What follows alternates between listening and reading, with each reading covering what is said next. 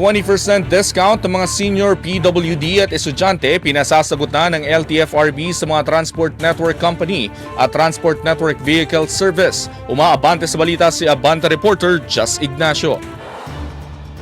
Yes, Zeus, pinapasagot na sa mga Transport Network Companies o TNCs at Transport Network Vehicle Services at o TNVS ang 20% discount sa pamasahe para sa mga senior PWD at estudyante.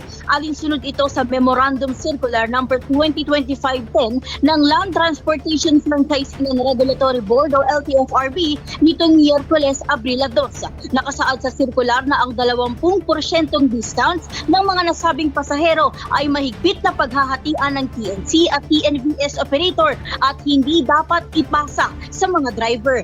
Ayon kay LTFRB Chairperson Attorney Chofilo Guadis III, natuklasan nila sa isang pagdinig na gumagamit ng iba't ibang formula ng hatian sa discount ng pamasahe ang mga TNC. Upang maiwasan ang kalituhan, naglabas ang ahensya ng Memorandum Circular kung sino ang dapat sumagot sa 20% discount. Nagpaalala naman si Guadis sa mga TNC at TNVS operator na sumunod sa nasabing direktiba at huwag ipasa sa driver ang discount maliban na lang kung ang operator ay siya ring driver. Ako, si Just Ignacio ng Abante Radio. Ito ang balitang mabilis, mabangis, walang mintis.